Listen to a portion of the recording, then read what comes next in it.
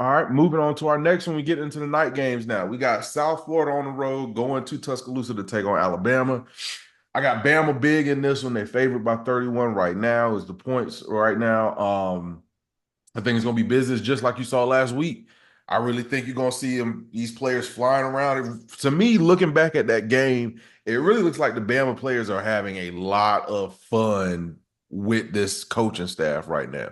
I ain't never seen a team they celebrate on the sideline. Nick said, "You boy, you see if Nick was out there, you would never see any of that, and you see the energy the energy coming off of the sideline onto the field. They say that they are really having a grand time down there in Tuscaloosa right now. This is another tune-up game, a little more difficult than what you went into last week against who was it? Western Kentucky, who y'all played last week. Yes, sir. Yeah. So I got the same thing happening. I think Jalen Milroe, you'll get some big plays going out. I think the defense will get you plenty of turnovers. I don't see South Florida scoring maybe more than 10 points, if that. Especially being in Tuscaloosa. I think it'll be loud. I think it'll be rowdy. It's supposed to be clear skies, 76-degree weather. When you get to the point where you're talking about sunshine and weather in football games, the game is kind of already decided. So I got Bama taking this one big over South Florida. All righty, cool. So we starting the Debo era off on the right foot, having a big win in week one, having a cakewalk with Western Kentucky. To me, this game right here should be another cakewalk for Bama and showing who exactly they're supposed to be. I think this is a Jalen Milroe statement game, kind of like a revenge game if you want to look back in the history books for what Jalen Milroe did after this game going forward for with Bama. So I think something like that is going to be in store for us as Bama fans to watch and behold of. Now, to me, Jalen Milroe is my Heisman Trophy winner. I think it's going to be apparent this type of season, not just because of the stats he's going to put up, but just how dominant he's going to look in certain games when things are close.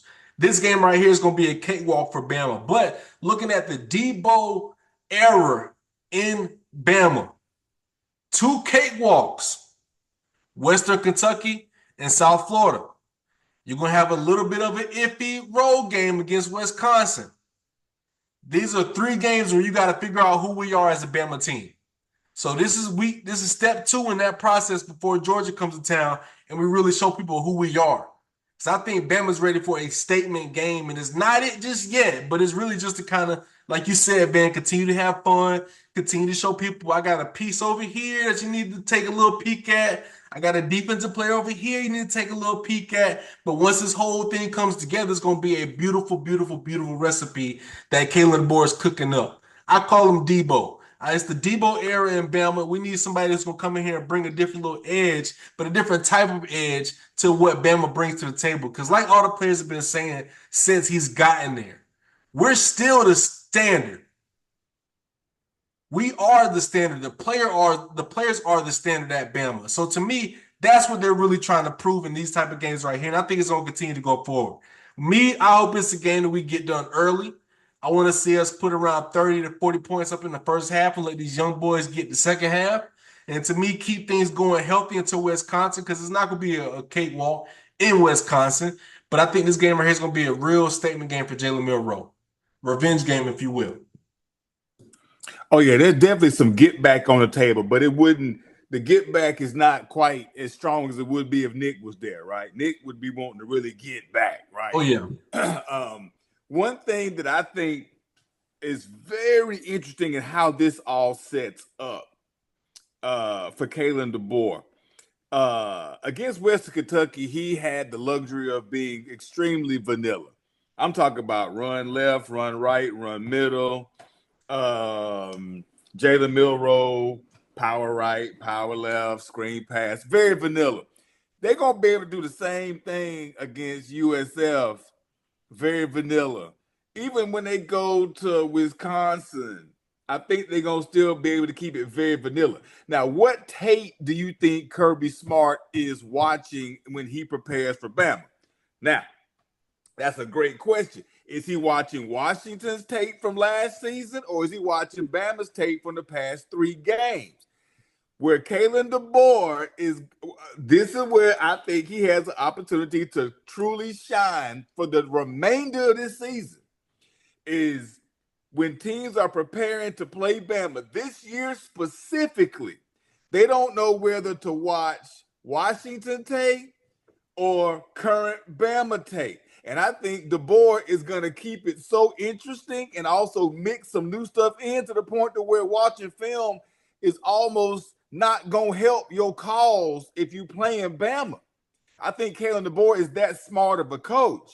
So tomorrow, this weekend, Bama's going to win this game by 30 plus easy, but it's really more about keeping your film as vanilla as you possibly can, because you got Georgia in 2 weeks, and then you ramp up the SEC slate.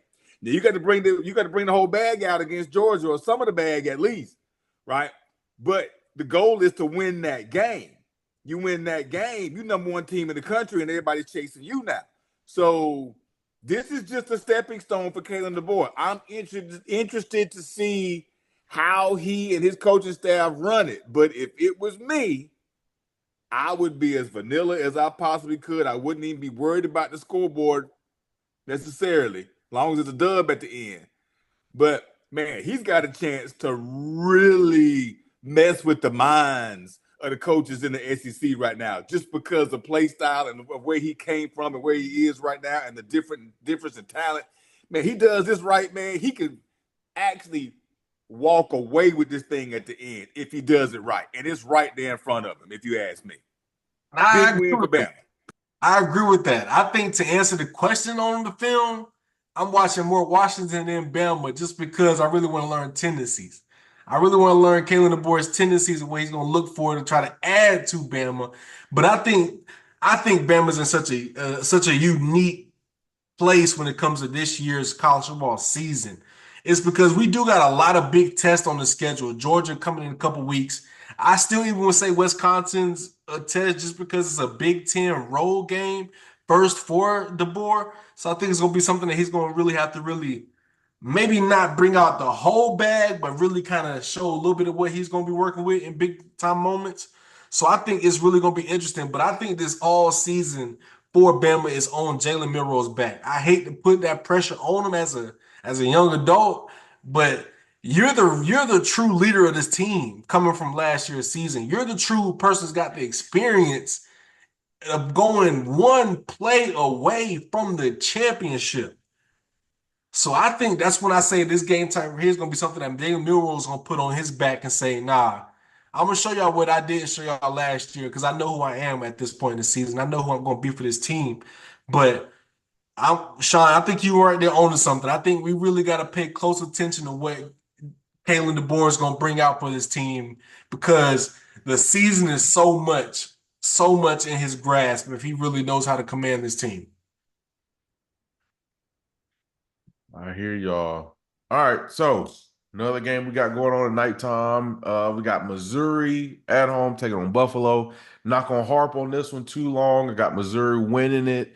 This is the deal with Missouri. Missouri, you're a top 10 team right now. You are that right on the cusp SEC team that everybody's talking about. Can they squeak into the playoff in that kind of free-for-all range? Missouri's thing right now is you can't mess it up. You can't trip on yourself. You just watched Boston College and forget who they were playing the other night in Florida State, but you can't get caught looking ahead to that game and skip over this so-called Buffalo team that's coming to your house for a night game. Missouri, you go back to last season, which their team was good last season. You did that kind of game. Same thing in week 2. You came out week 1. You won 35-10 last season. Then you played Middle Tennessee before you played Kansas State. That Middle Tennessee game, you won 23-19 to go to 2-0.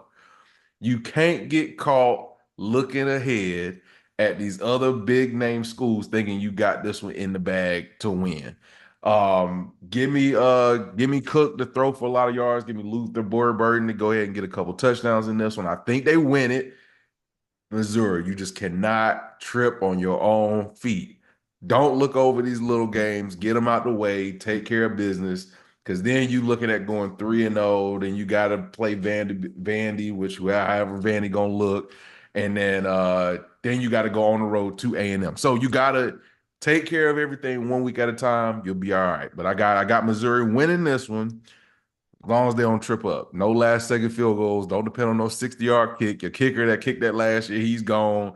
Hey, take care of business. Stay in the hunt. Stay in the top 10. You'll be all right. Mizzou takes this one.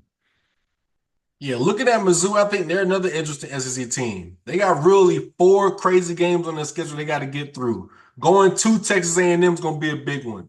Looking at that one right there, going to Bama is going to be another big one. You think you got to wrap the season up. Oklahoma and going to South Carolina is not going to be nothing easy. Those 4 games right there are going to make or break your season. I predict you're going to go 4-0 going into Texas A&M. So you're going to walk past Buffalo and Memphis and what they're going to bring together. I don't even know what we're looking at this week when it comes to this team. I really hope they really just continue their dominance. I think they're one of them teams that's really about prove who we are. Prove that we're not the same of old. Because when I think about Missouri, I think about these type of games against Buffalo, and I think that y'all going to walk through this game. But that first sign of a juggernaut, you're going to fold like paper. And I don't want to see that happen. So I want to see Missouri keep the trend they got going over the last couple of weeks, keep the trend they got going in the last season into this season, really being a dominant team. I think they have a favorable schedule. They can master those 4 opponents. Now, I'm not saying they got to win all 4 of those games to be the team they want to be at the end of the season.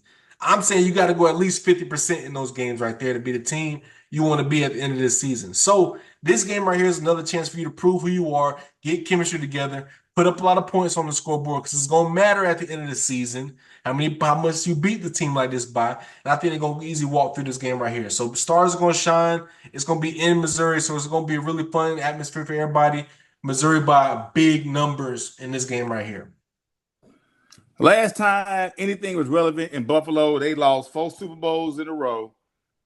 Nate Oates was the basketball coach more recently that made it to the NCAA tournament 2 years in a row. Now he's the head coach of Alabama, and now the Bills got a brand new stadium under construction. Listen, Buffalo, you're doing things, man. You've done big things for a long time. It ain't going to happen this weekend. Missouri is huge in this game.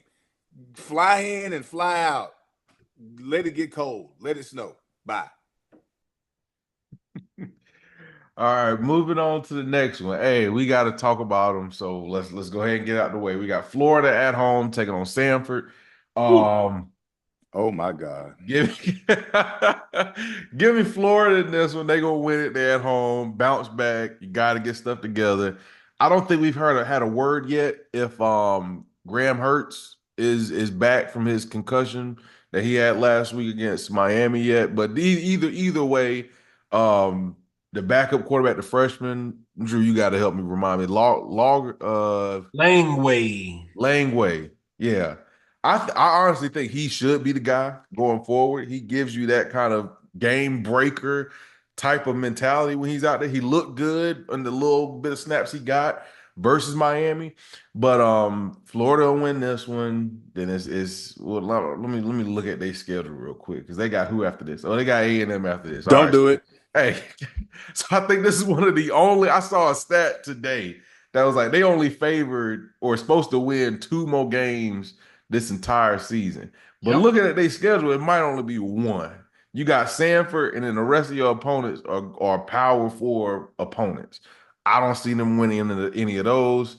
Enjoy this win. This will be the only win you get this season.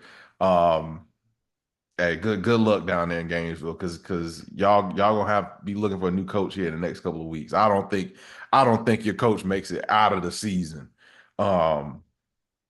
barring anything crazy happening like they figuring out how to play football again. But when you got players in the locker room posting pictures saying, "Man, F this team," after you just lost the game, there's nothing more you can do. It's done. It's over with. Go ahead, pack it up.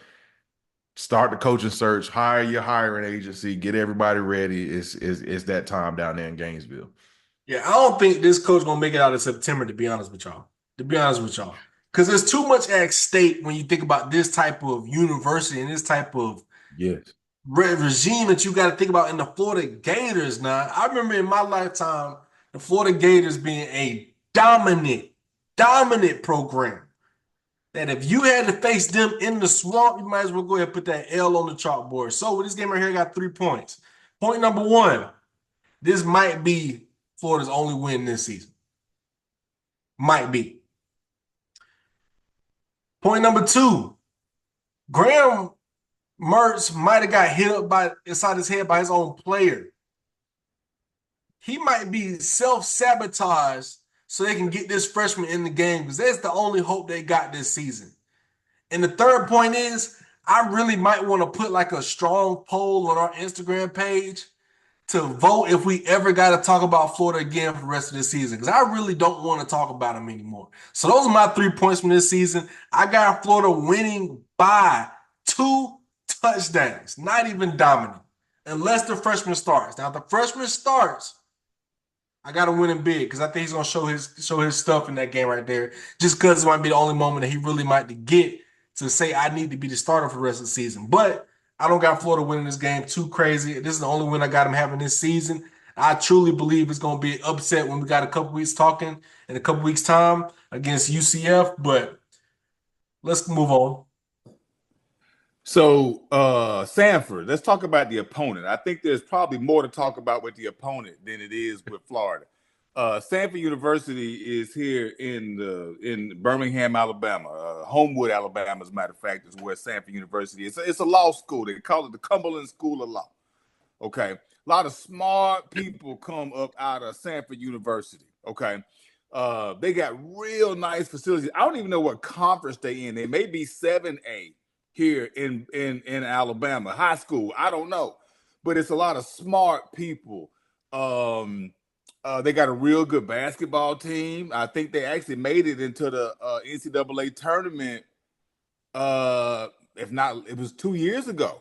No, last year, as a matter of fact, they actually made it to the tournament and may have even had a first round win. Okay, Sanford is it's just like I consider it like an Ivy League school, okay? But they do play football. They do play football. And what Florida did probably 5 or 6 years ago when they were filling their schedule out, they said, hey, we need to get some fillers in here and let's put Sanford on the schedule. What Florida didn't know at that point in time was that scheduling Sanford this particular year, this particular week, could actually end up in a loss. It could actually end up in a loss.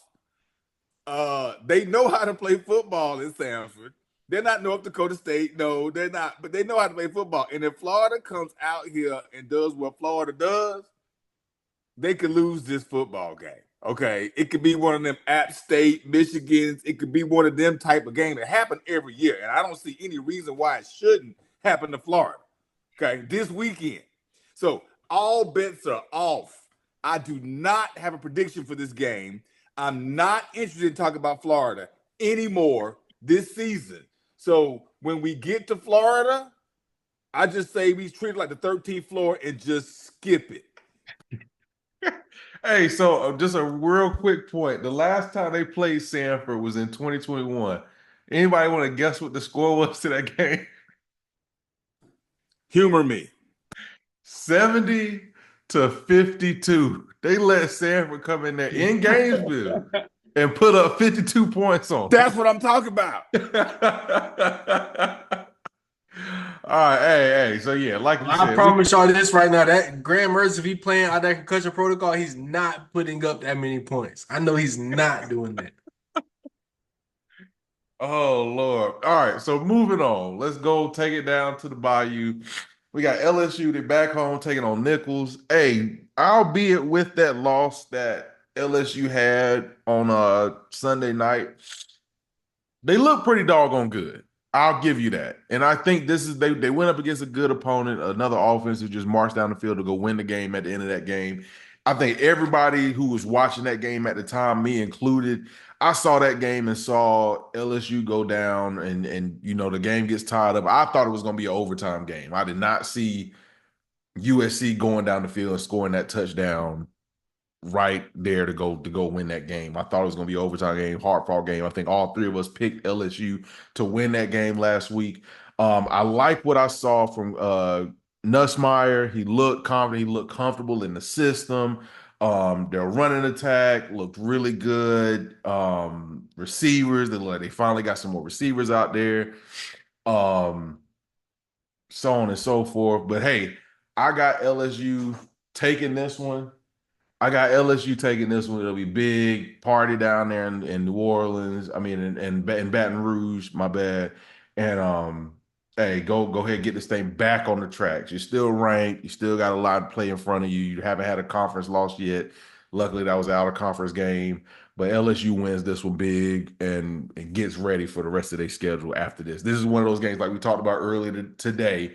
This should have been your week 1 game, not Southern Cal week 1. This is your week 1 game. Go ahead and forget last week. Walk into this one, correct the ship, get some big points on the board, make everybody forget what happened last week. Yeah, so there's maybe like 5 teams I watched last weekend where I left that game thinking I learned nothing about this team. LSU is one of those teams where I really didn't learn anything brand new about them after watching them lose a game against USC. Because I think this is something that is going to be a Brian Kelly staple in this era he's going to have at LSU, and saying we're going to schedule a week 1 opponent so we can still be relevant in discussion, but I know I'm not going to have my team ready for the battle. Like the way he showed his butt in that press conference just said that as a coach, you really just shot yourself in the foot and said, I showed y'all I didn't bring this team ready to the fight. And I think that's something that's going to be apparent. So I'm not really worried about this week. I think LSU is going to put up crazy numbers, crazy highlights, crazy everything we think of this game right here. But what I'm bringing this to, Van, is that game against South Carolina coming to Yeah. coming to William Brice Stadium. So that's gonna be something. If that was a night game, I'd be ready to make a true bold statement tonight. But it's not a night game. I don't know who is in charge of planning that, but that should have been a night game. But this week for LSU is gonna be a very, very easy win. Get in, get out, stay healthy. I'll see y'all next week when I'm ready to really talk deep about LSU. So I'm gonna have to apologize to the podcast here because, and I'm not going to be long here. I made a statement last night during the live that Nussmeier was, I don't know what the question was. Maybe like one of the players that I wasn't expected to impress, but did impress. He did impress, but I went back and looked at some film today. And what he did was, what the LSU offensive coordinators and their staff did was, they made sure that his first read was going to be open. Okay. What he did was he took the snap and he delivered the ball where he was supposed to go to on his first read. If you go back and look at the film, you'll see the majority of his passes were complete to read number 1. I blame USC for not taking read number 1 away, but it's week 1. So you're gonna have the better opportunity to get your first read open in week 1, especially if you're running new concepts that the defense has not had an opportunity to pick up on yet, right? I expect Nussmeier's production to decrease based on what I saw. So again, my apologies to the podcast. I'm sorry. He could struggle. They're going to win this game. They need this game.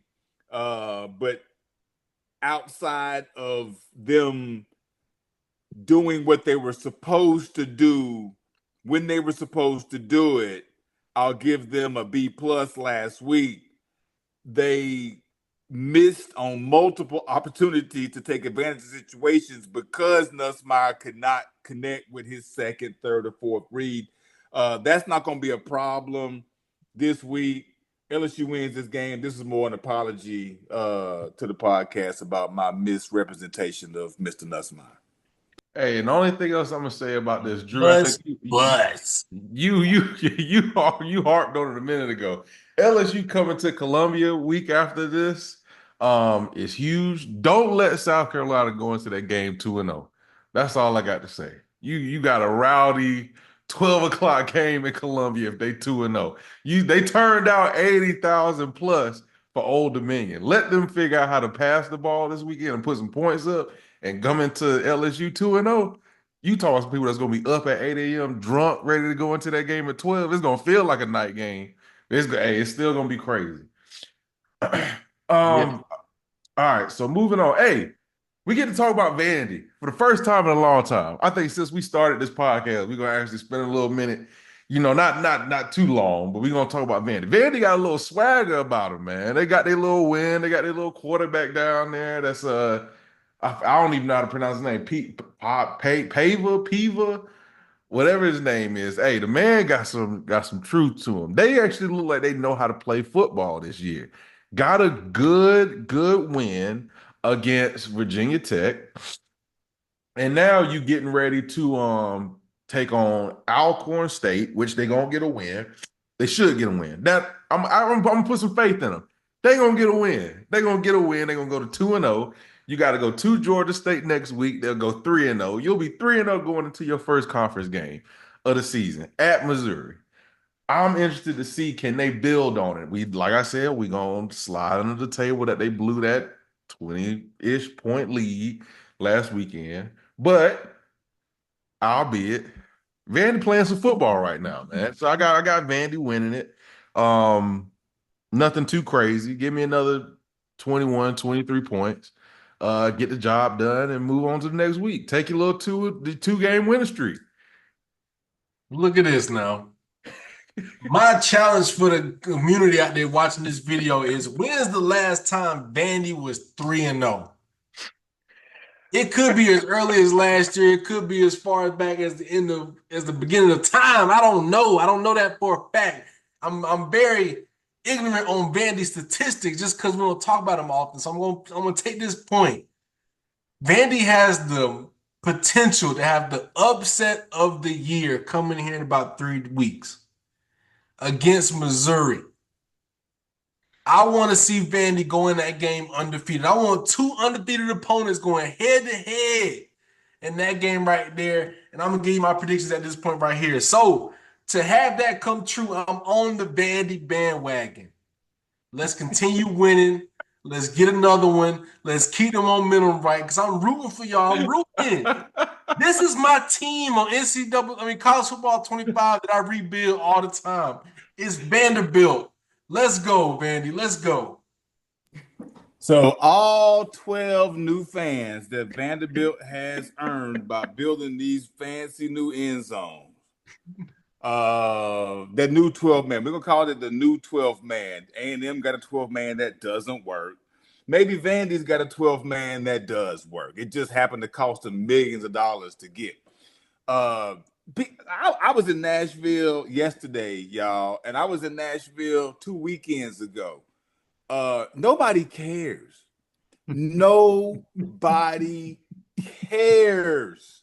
When I'm driving, there are 3 exits on I-2059 going from Birmingham to Tuscaloosa. Okay, you see, before you even get out of Birmingham, you're seeing billboards about Bama and Roll Tide and this and that. When I'm driving from Birmingham to Columbia, you go past the Athens exit, you see billboards about Georgia. When you get to Columbia, you see Cox everywhere, right? You know what I'm saying? You see nothing in Nashville about Vanderbilt. Harrison asked me today, where is Vanderbilt? I said, bro, we was in Nashville with Vanderbilt yesterday. He didn't even know they was in Nashville. Nobody cares, man. I'm done.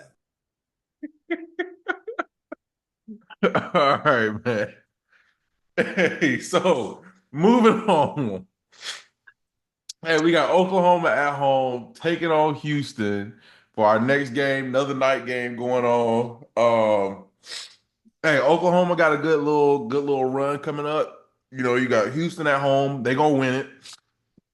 They'll get it done with. They'll keep looking as efficient as they looked. It's funny to see they score 51 points, but so many Oklahoma fans, which I got a buddy of mine who lives in Tulsa, Oklahoma, um, saying a lot of people up there still upset at how they played the game. Like, oh, we had drops here, or the defense lapsed here, we gave up this. Which, I mean, hey, if that's how y'all judge football, that's how you judge football. You want to know right now, make it 2-0 after this weekend. You got Tulane next week, and then you got your first SEC game the week after that, week 4, taking on Tennessee at home. Let's see how they look continuing to roll week after week, if they can keep this offensive production up, because that's been one of the main things with Oklahoma's issue ever since they brought Brent Venables over. They've been pretty sound on defense, but the offense has always been a question mark. See if you can keep it up going right now, and see what it look like against Houston. They'll get the win and move on, but it's going to be something. One of those games you kind of keep on the corner of your eye, keep refreshing your phone every quarter or so to say, hey, what's going on over here? What's the stats looking like? What's the score looking like? But I got Oklahoma in this one. Yeah, I really hope Oklahoma can handle the pressure of the SEC. I think times like this are going to show whether they can or cannot, because they're going to show whether they can stomp over a smaller opponent or can they not stomp over this type of opponent. I think that's something that SEC teams do. And Oklahoma, to me, is the team that a lot of people are looking over when it comes to the transition to the SEC. I think they're really going to try to make that big statement, which is why, Van, they really have that pressurized sense of urgency that you might hear from your friend that lives in that area. Because I think they really understand that it's really not about a little win. SEC is not about little wins early in the season. It's about big wins when it comes to October, November, December. That's what the SEC is really about. So I think when you think about this team right here, they really need to look at this game as a chance to really say, let's really just keep bolding over teams if we really got that in us. I think this offense is something that really teams are going to have to take a real look at when it comes to their potential, because I think they really got explosive players all over the field. And I think that's something that a lot of teams really don't think about yet when it comes to Oklahoma. They try to think about the head coach as a defensive minded guy, and he is. But he's got some players that know how to put that ball in the end zone. So we're going to see that continue this week. I got them winning by at least 21 points against Houston in a game that's going to be something that a lot of fans are going to be ready to get hype over, just because it's a night game for Oklahoma and a big time stage to make big time moments. So I think we're going to see all of that in this game. Yeah, I'm really excited about Oklahoma being a part of the SEC. I still have to kind of pinch myself when you say Oklahoma versus such and such in the SEC game. It's still kind of weird to me.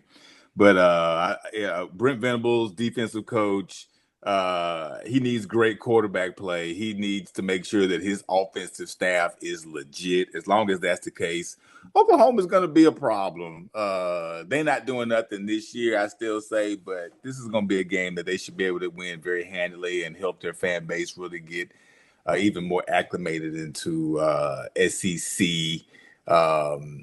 Everything about the SEC. So yeah, Oklahoma big, man. I'm looking forward to it. All right, then moving on for our last night game, we got Mississippi State on the road taking on Arizona State out in Arizona. Mississippi State is one of those teams that kind of raised a lot of eyebrows this last week with how they look with their new coach and whatnot. You win your game 56-7 against Eastern Kentucky. I mean, I understand I understand the opponent is not up to par, but it just looked from the standpoint of what Mississippi State wanted to do. They were definitely able to do it. They came in, they had their game plan, they had their offense set, they knew who they wanted to be on offense, they knew what they wanted to do on defense, and they went out there and did it. You rushed for over 200 yards as a combined rushing yard total, and you threw the ball for over 240 yards. So you did what you needed to do. Now you're going up against a Arizona State team who also put up a lot of points this past weekend, but they got a quarterback over there, and I was wondering why he was so familiar, but he's the transfer who came over from Michigan State, Sam Levitt. Coming from over there, didn't start, but got some meaningful snaps and stuff like that, got some garbage time here and there.